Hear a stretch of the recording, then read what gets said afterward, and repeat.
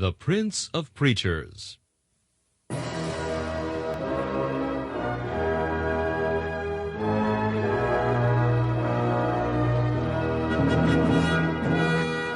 Charles Haddon Spurgeon has been called England's greatest contribution to the spread of the gospel in the 19th century.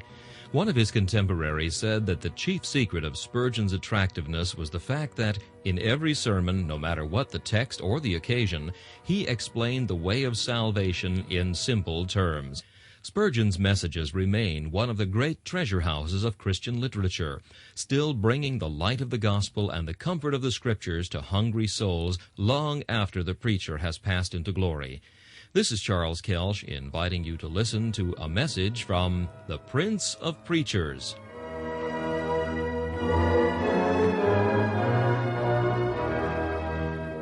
C.H. Spurgeon preached this message on November 23, 1862, at the Metropolitan Tabernacle. It is entitled, A Drama in 5 Acts. The text is found in 1 Corinthians chapter 7, verses 29 through 31. But this I say, brethren, the time is short.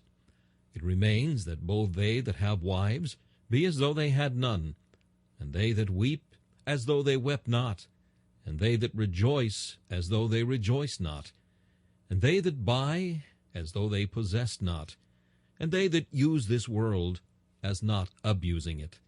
For the fashion of this world passeth away. Holy Scripture seldom gives a special rule for each particular case, but it rather instructs us by general principles applicable to all cases. To meet every distinct moral emergency which could possibly arise, and solve every separate problem of action would require rather a library than a volume. To men who are taught of the Spirit of God, general principles are far more valuable than special precepts, and I am half persuaded that it is so with all persons. For it is less difficult to apply a general principle to a peculiar case than it is to find out exactly what the particular case may be and what special rule is applicable to it. In writing to the church at Corinth, the apostle had to answer several questions with regard to marriage.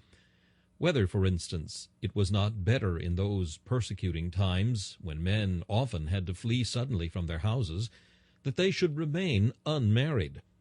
Whether, again, supposing a person became a Christian after marriage, it was lawful for him to separate from the person to whom he was unequally yoked, and several other questions as to fitting action in certain extraordinary positions.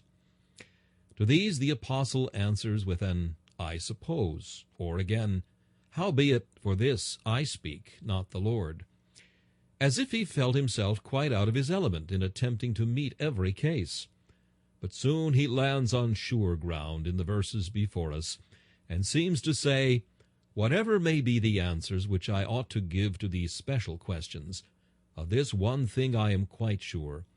I say positively and without any doubt that the time is short, and therefore it remains, whether you are married or not, whether you weep or whether you rejoice, whether you buy or whether you sell, that you should act in all these things as knowing their temporary and unsubstantial character.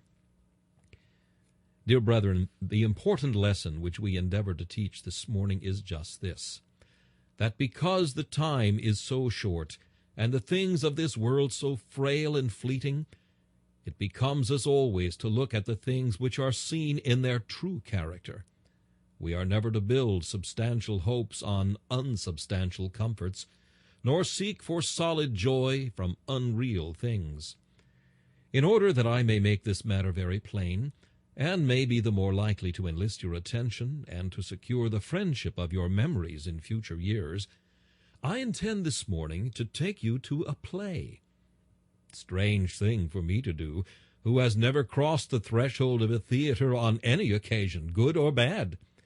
Yet this morning I shall seat you in front of the stage, and I shall put the worldlings side by side with you while the 5 acts are performed. I shall next invite you to attend in the character of a Christian, to look through the whole and discern its emptiness.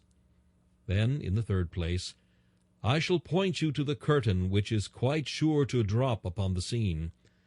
And then we will walk out of this theater of unreal show, the fashion of this world which passes away, and see what there is to do in this world which is real, practical, and lasting. Do not suppose that the idea of taking you to a theater this morning is original on my part. It is in my text. The fashion of this world passeth away. The word translated fashion is borrowed from the changing scenes of the drama, where the splendid pageantry vanishes as the scene changes. Nor will you think Holy Scripture too severe in its comparison when I remind you that one of the world's own poets has said, "All the world's a stage, and all the men and women merely players." Nor will the most precise among you complain of the levity of a metaphor which is sanctioned by apostolic use. But I trust you will all listen cheerfully, while in simple words I tell the story which the bard of the sanctuary has sung in flowing verse. This life's a dream, an empty show, but the bright world to which I go has joys substantial and sincere.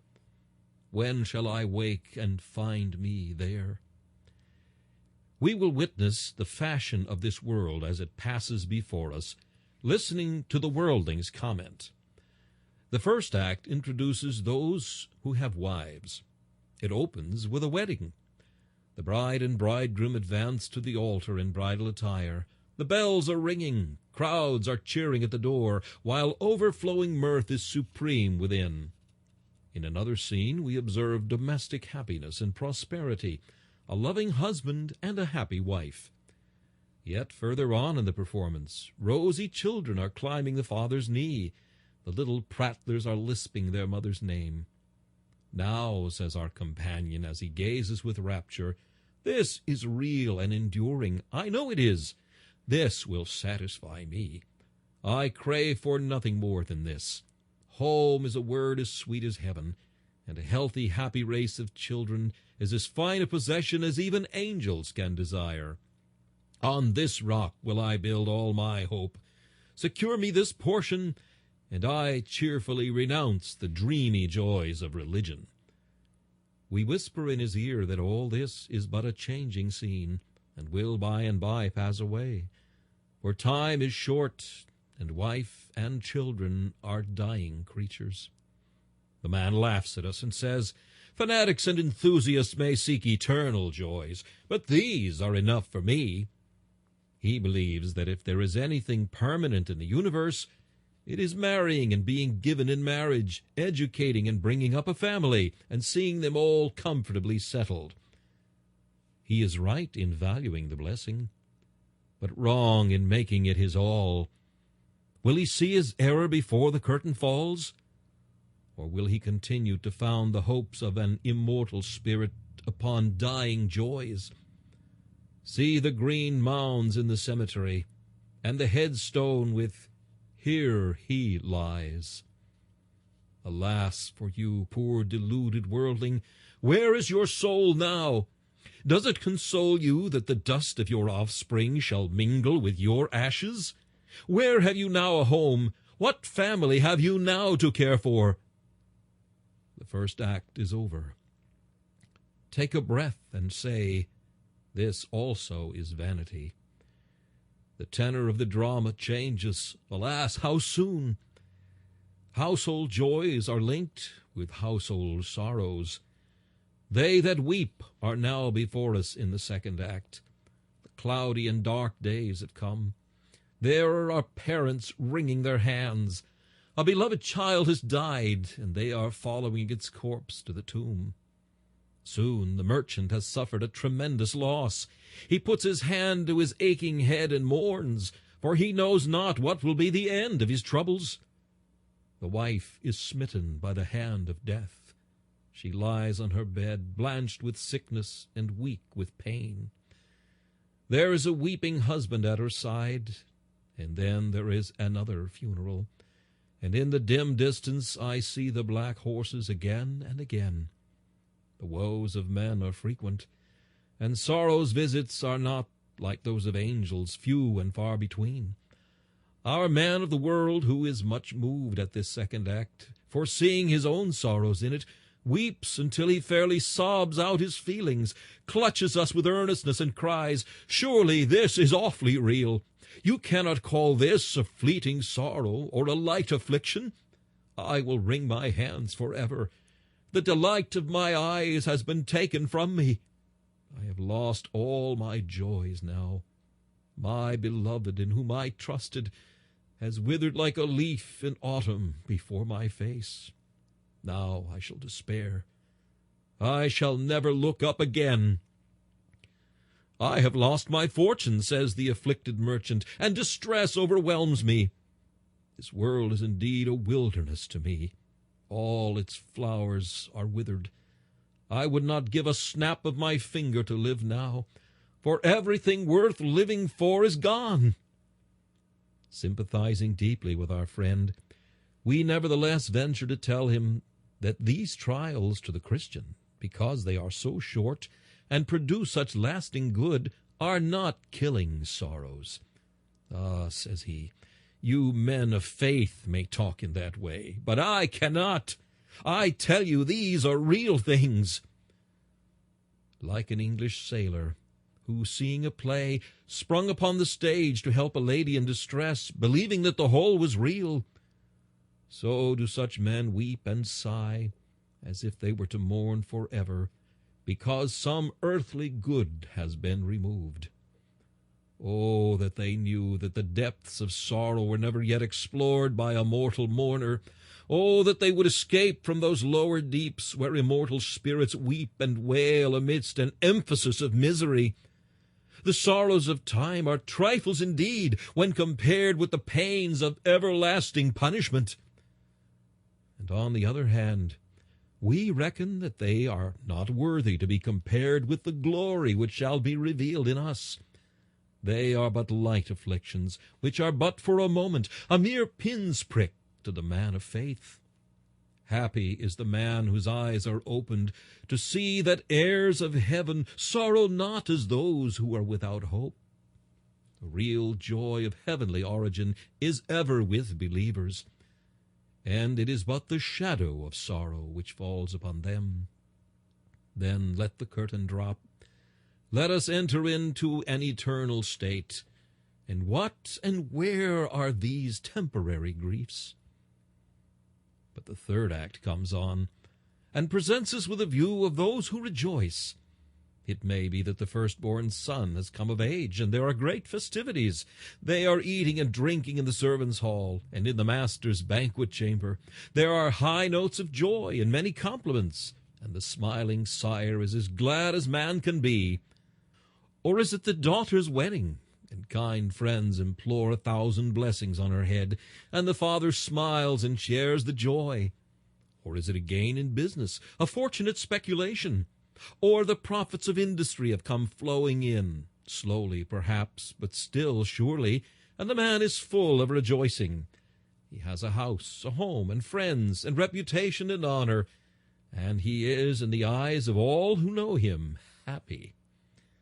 Those who do not know him think he has no cares, that he can have no sorrows, that his life must be one perpetual feast, and that surely there can be no spot in his sun, no winter in his year, no ebb to follow his floods.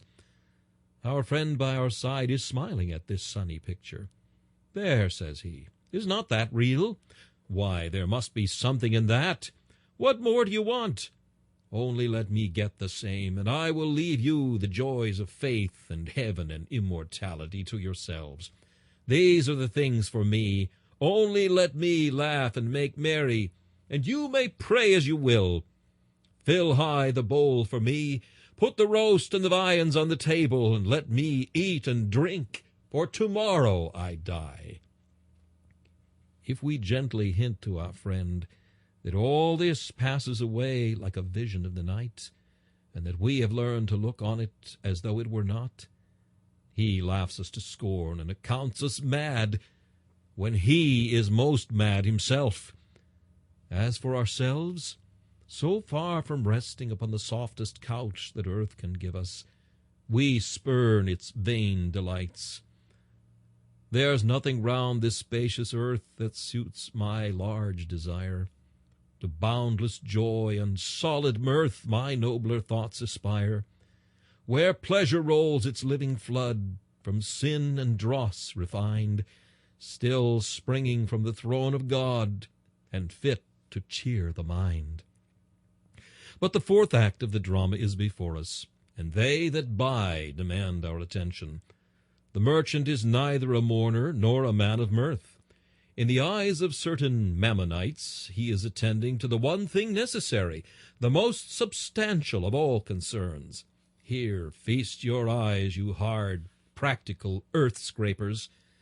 There are his money-bags. Hear how they thump on the table. There are the rolls of bonds, the bankers' books, the title deeds of estates, mortgages, securities, and the solid investment in his country's bank annuities. He has made a good thing of life, and still he adheres to business, as he should do. And like a painstaking man, he is accumulating still, and piling up his heap, meanwhile adding field to field, and estate to estate, till soon he will possess a whole county.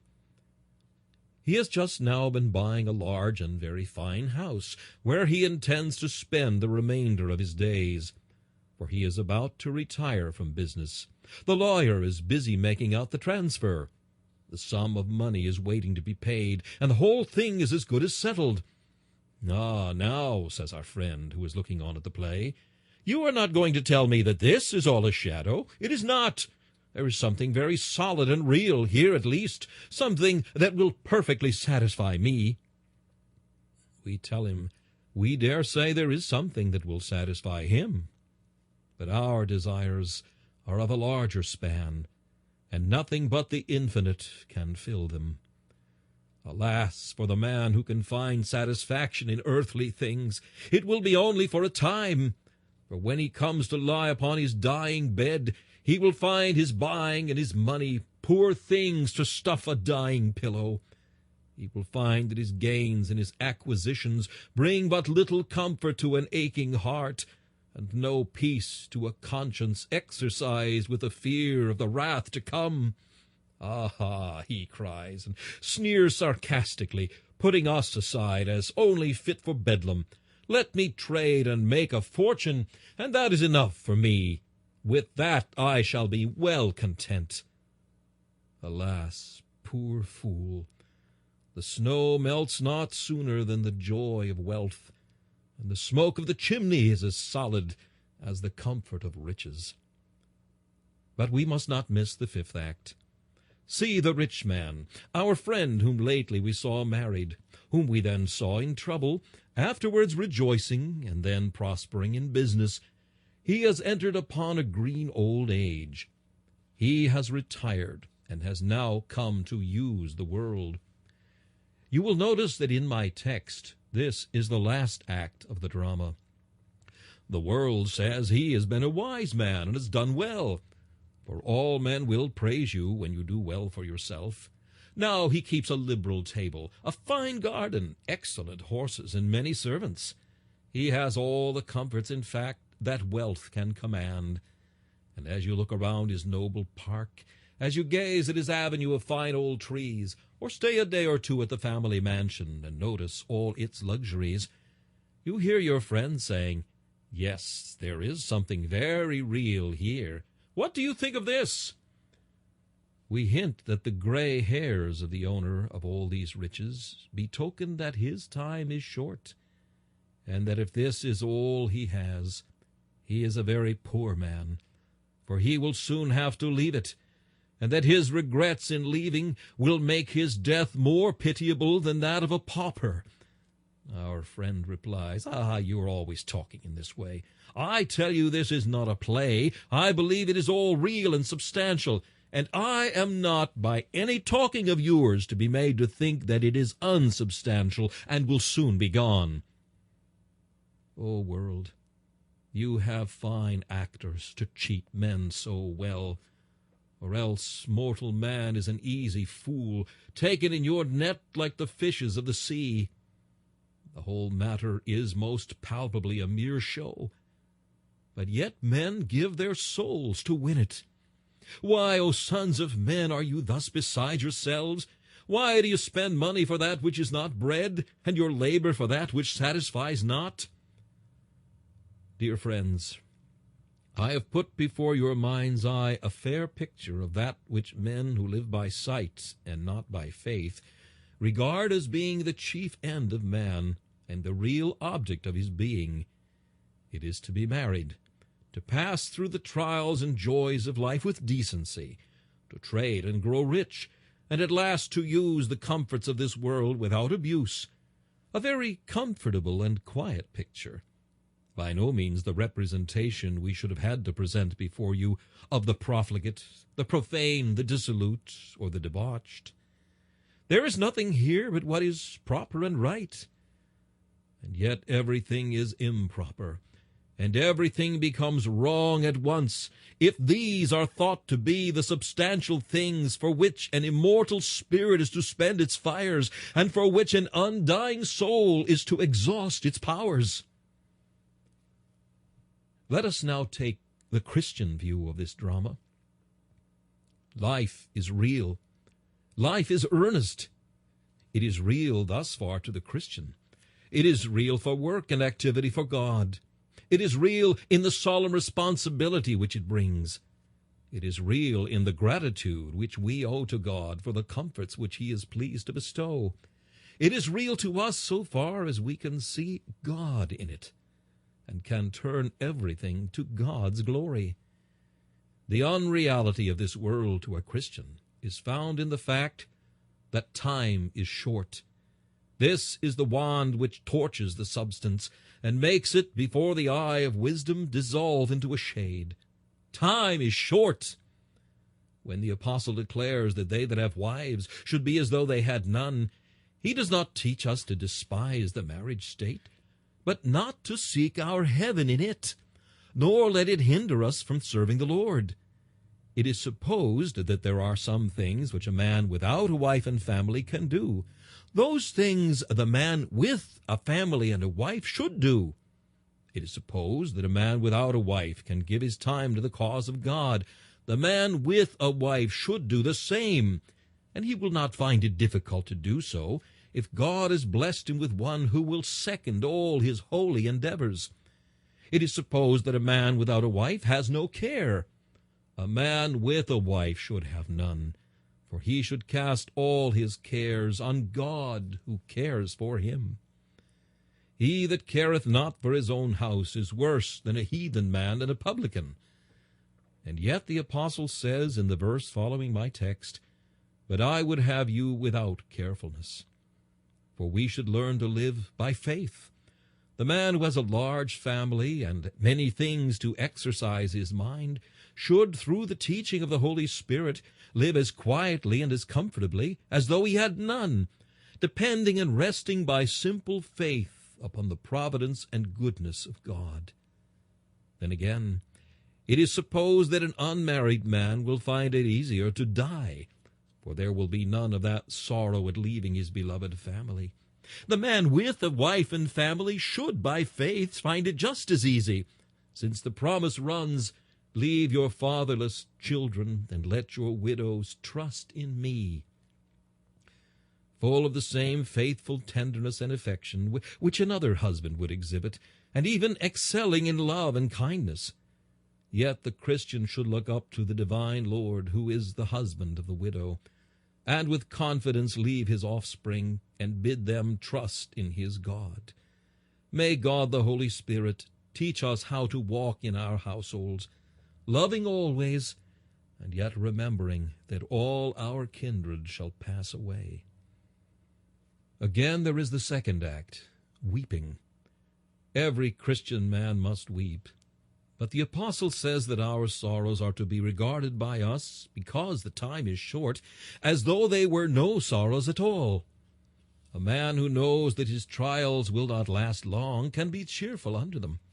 If he sees a father's hand in the midst of every adversity, and believes that when he is tried he shall come forth like gold from the furnace, if he knows with the psalmist that weeping may endure for the night, but joy comes in the morning, Why then grief has lost its weight, and sorrow has lost its sting. And while the man weeps, he rejoices, seeing the rainbow of the covenant painted on the cloud. Happy man who, under bereavement, under crosses and losses, can still cast his burden upon God, and can say, Although the fig tree shall not blossom, neither shall fruit be in the vines, the labor of the olive shall fail, and the field shall yield no meat. The flock shall be cut off from the fold, and there shall be no herd in the stalls. Yet I will rejoice in the Lord. I will joy in the God of my salvation. The Christian man is bound to live above his sorrows. He weeps, for Jesus wept. He may mourn, for the faithful have been mourners often. But he must not so mourn and weep as to be eaten up with grief. Over the tops of the rolling waves he must see the haven of peace and rejoice evermore. So is it in the third part. The Christian has his rejoicings, and he is not forbidden to be happy. Indeed, he is commanded to rejoice. And the things of this life he may freely enjoy with the double zest of the mercy itself and of the God who gave it to him.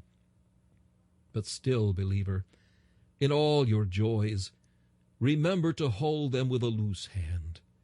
Never so hold your joys as if they were all in all to you, though it is wife or child or property or health or wealth or fame. Still ever stand ready to surrender all into your Father's hands, feeling that these, after all, are not your joys. You have better springs to drink from than those which earth's summers can dry up, and that you have rivers of pleasure deeper and broader than any which earth's winter shall be able to freeze. Stand steadfast in this, that as earth cannot cast you down to despair, so it cannot lift you up so as to make you forget your God. Learn in these things to rejoice as though you had them not, and let this be your solace, that your name is written in heaven. So, too, in the matter of buying and possessing. It is not wrong for a Christian to trade, and to trade well. I cannot see any reason why a Christian should be a fool. In fact, those who are fools in business very often are a great dishonor to the Christian religion, for a fool is very often first cousin, if not father, to a knave. But still, while we buy and sell, it should always be thus. This is not my real trade. This is not the way in which I really get rich, for my treasure is beyond the skies, where moth devours not, and where rust cannot consume. Handle these things, brethren, knowing that they take to themselves wings and fly away. Look at them as transient objects which are to be used and sanctified in the passing, not your own, but lent to you for a time, to be repaid at last with interest in the day when the Master says, Give an account of thy stewardship, for thou mayest no longer be a steward. A man may be as rich as Croesus, and his wealth will never hurt him if he does not hold it with a tight hand. And a man may be as happy as happiness can make him here, and yet it will not hurt him if he learns to keep it under his feet. But oh, when one's rejoicings and possessions get the upper hand of us, there is as dreadful a drowning in a sea of pleasure as in a sea of misery. Keep before your mind the words of our sweet singer. To thee we owe our wealth and friends, and health and safe abode. Thanks to thy name for meaner things, but they are not my God. What empty things are all the skies and this inferior clod? There's nothing here deserves my joys. There's nothing like my God. The last scene is the using of the things of this life. The creatures of God are given to us to be used. John the Baptist may be an ascetic, but the Son of Man is come eating and drinking. The Christian man knows that the mercies which God has given are to be used, but while he uses them, he must use them as though he did not use them. Oh, that is a high philosophy, which I fear not many of us have learned. The philosophy of the apostle when he said, I have learned in whatever state I am therewith to be content. I know both how to be abased, and I know how to abound.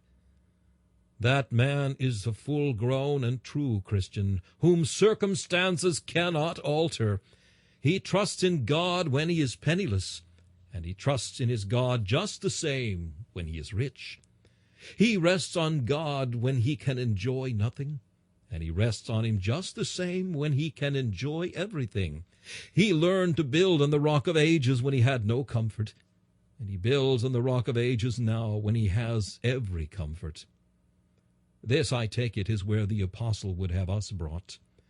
To the true Christian, the things of this world are only real so far as they involve responsibility. But seeing that time is short, he looks on life as men look on a play.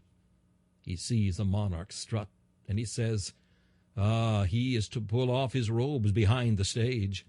He sees a peasant or a beggar, and he smiles, and thinks of the time when the king and the peasant shall be equal, and the servant and his lord shall stand before one tribunal to give account of the things done in the body.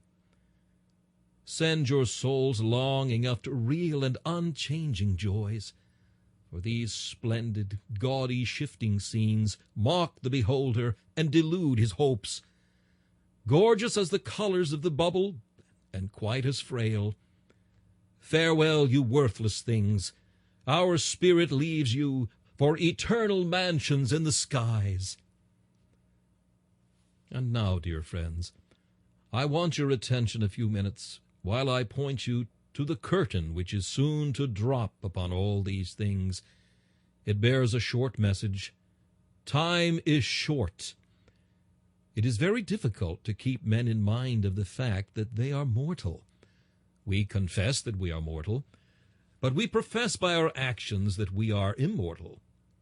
Said of a man of 82 concerning another of 70, when he wanted to buy his land and could not get it at the price he wished, never mind, so-and-so is an old man, he will soon be dead, and then I'll buy it.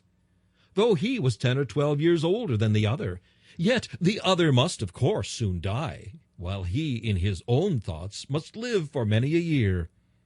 How short time is! Do we not, dear friends, get more and more that impression? I am but young compared with very many of you, yet the impression constantly grows upon my mind. Why, it seems but the day before yesterday when I plucked the first early primrose of spring, while the flowers were breaking up from under the earth and the buds were ready to burst from the sheath. It was only as yesterday that we were walking in the fields and were remarking that the corn was just beginning to be tinged with the golden hue of harvest. Only a few Sabbaths ago I was talking to you of Ruth in the harvest fields, and of the heavily laden wagon that was pressed down with sheaves. And now the leaves are almost all gone, but few remain upon the trees. These frosty nights and strong winds have swept the giants of the forest till their limbs are bare, and the hoar-frost plates them with silver. Then, before we shall have time to burn the winter's log, we shall see the snowflakes drop, and the yellow crocus heralding another spring. At what a rate we whirl along! Childhood seems to travel in a wagon, but manhood at express speed. As we grow older, I am told that the speed increases, till the gray-headed old man looks back upon all his life as being but a day. And I suppose if we could live to be 130, we should feel the same, till, like Jacob, we should say, Few and evil have been the days of thy servant. And if we could live as long as Methuselah, I doubt not our life would appear shorter still. How time flies, not only by the measurement of the seasons, but by ourselves.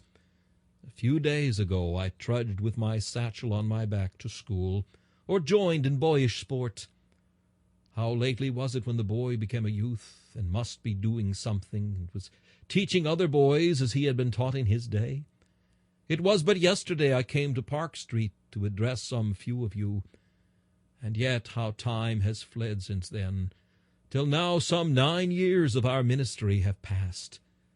No weaver's shuttle, no arrow from a bow, no swift post, no meteor seems to fly at a rate so wonderful as does our life. We heard of one the other day who had seen Wesley preach. So we find ourselves side by side with the last century. And those old people have known some others in their youth who told them of yet the older time. And you find that going through the history of some 10 or 12 persons, you are carried back to the days of William the Conqueror, and you see how our country was taken by the Normans. And then you fly back to ancient British times as with a thought. You no longer say, how long the nation has existed, for it is as asleep. You stand by some old cliff and see a deposit of shells, and as you remember that it may have taken 1,000,000 years to have formed that bed, you think, what is man, and what is time? It is not here, but gone. We have only to think of what time is to conclude at once that time is not.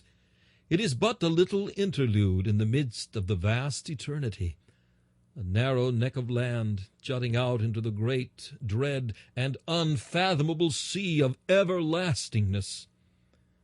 But while the time is thus short, its end is absolutely sure. That curtain yonder must soon fall. It must fall. It is inevitable. I cannot prevent my death by the most regular habits of life. The most skillful physician cannot preserve my life for me. A host of angels, should they swear to make me immortal, could not. When the time comes, die I must. And as my death is inevitable, so it may be very near. Let each man remember that. How soon it may be, we cannot tell. Every Sunday there are some in this house who are dead before the next Sunday. I am not now venturing a guess. It is a matter of fact, too, that comes under my own cognizance very frequently. According to our population and the gradual number of deaths, there must be some out of this congregation here this morning who will have gone the way of all flesh before next Sunday. There was one, I look at her seat now, and a brother sitting nearby looks there with sorrow, who was with us one Sunday, and we soon heard that she had gone to enjoy the eternal Sunday. At a church meeting last week, no less than 3 of our sisters were reported as having fallen asleep in Jesus within a week. Ah, how near is death to us! Perhaps he now stands looking over your shoulder, young man.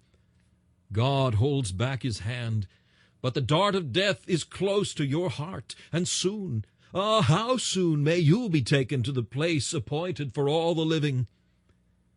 Go, you strong man, and remember that you are a mass of feebleness. Go, you young man, and remember that death reaps green corn. Go, you old man, and expect the sickle. And go, you rich man, and remember that you shall soon leave everything that you have. And then where are you if you have no treasure in heaven, if you have not laid up in store for immortality? And I must add here that to those who have no God, death, while inevitable and very near, will be most awful and terrible. There was a dreadful story told in the papers this last week. At the seaport town of Garleystown, one day last week, certain workmen were busy preparing a better berth for a vessel which seemed to have taken the ground a little too soon. Suddenly someone raised a cry that the ship was lifting over, and while some 4 men were able to escape, one poor fellow was unable to do so. The ship fell upon his lower extremities and loins. Now this was thought perhaps to be no great danger, for they could take away the sludge and extricate him. So they began to shore the ship, and willing hands brought ropes and blocks and wedges and earnest strength. But they soon discovered that the thing was impossible, from the nature of the bottom of the river, and from the position of the cargo, which I suppose they could not speedily remove. The man was jammed under the bulwarks, and must remain fixed there without hope. There was just one awful hour before the coming tide would reach the spot. Well might a solemn hush succeed the frantic labors of the townsmen as death was seen riding on the advancing flood. The poor creature had to lie there that hour as the tide came gently in. A minister stood by his side, praying with him. Let us trust that his soul found peace with God. But oh, the terror of his position!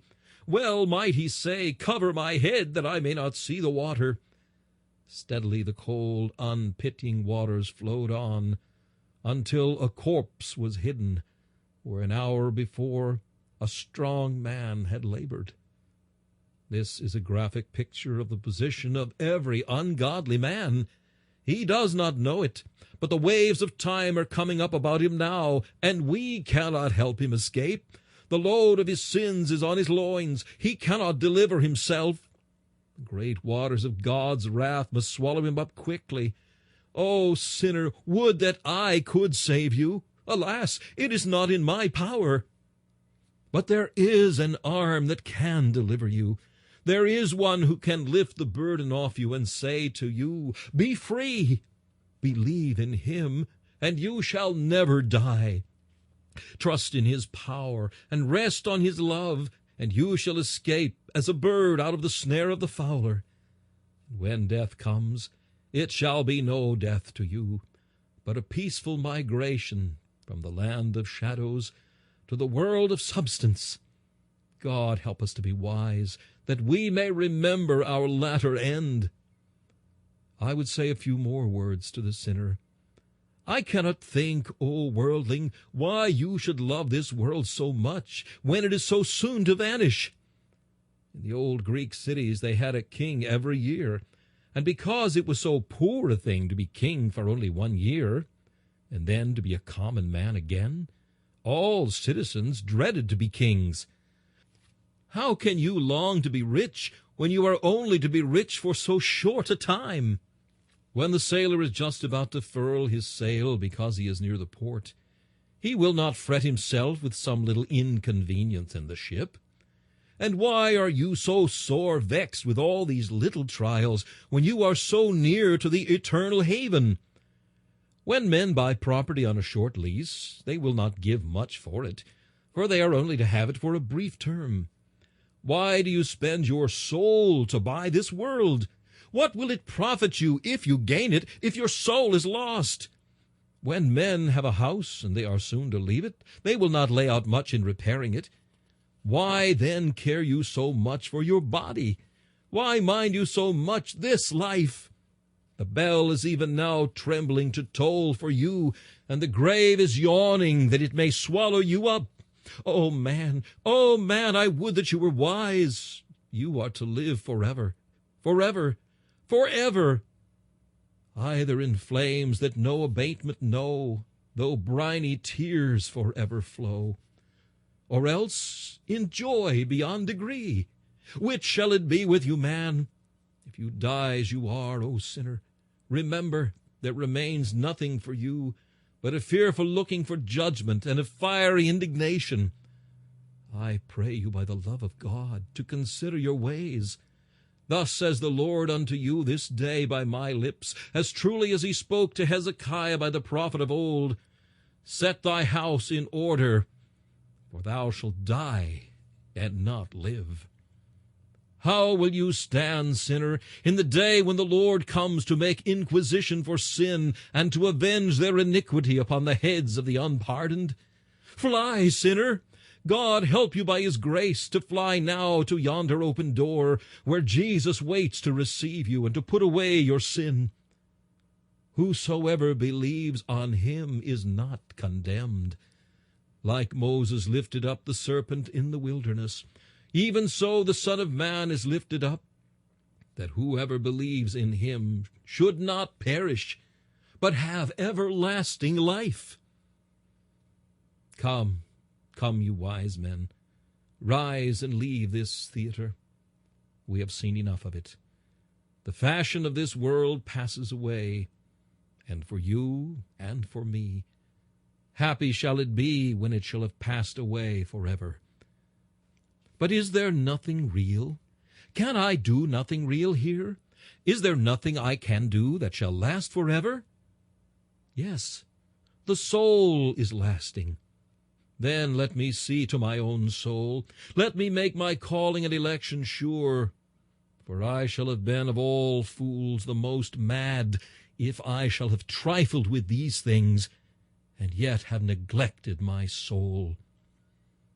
The Roman Emperor Claudius once invaded Great Britain, but his performance only consisted of gathering pebbles and shells from the seacoast.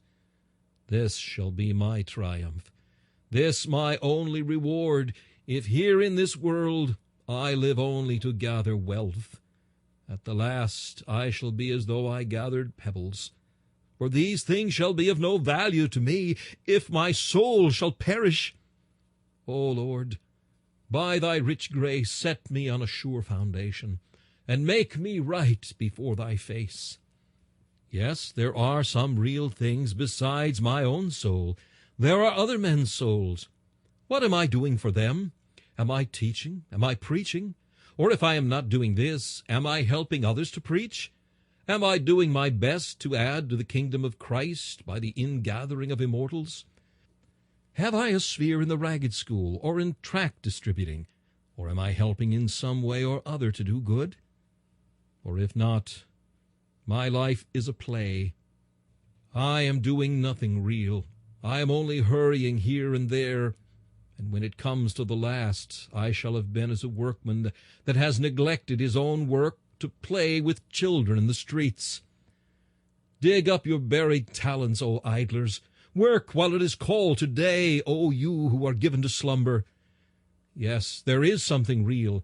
There is Christ's church, the church that is to shine like the stars in heaven forever, the bride of the Lamb. What am I doing for her? Do I seek the good of Jerusalem? As a member of the church, do I contribute to its strength? Do I give of my substance to her efforts, and of my talents to her doings? Do I cast myself wholly into the arms of Christ and work for him? Yes, there is something real. Jesus is so. Am I glorifying him here on earth? When I see him in his poor people, do I feed him? When he shivers at my door in the garb of poverty, do I clothe him? When I know that he has need, do I visit him? If so, I am doing real things. If I devote my life to God, to Christ, to his church, to the souls of men, and if my own soul is saved, then I am living. But if not, I am dead while I live. Let us live while we live. Alas, how many are dying while they live, driveling while they live. Oh, the scores of pounds we spend on ourselves, the hundreds we give to our own comfort. And where is it? It is gone like smoke. But that which is given to God lasts and endures. It is treasured up in God's bank. That which is given to the poor and needy is made, though unrighteous mammon, to be treasured up in heaven. But I know many practical persons will say, yes, this is a very pretty speech for a young minister. But these ministers do not understand business. They cannot be expected to understand temporal matters. I would to God you understood them half so well. For our understanding in this matter we know is sound. And when you shall come to see these things in the light of eternity, streaming between the curtains of your dying bed, you will understand then that there was nothing worth living for but God and Christ and his church.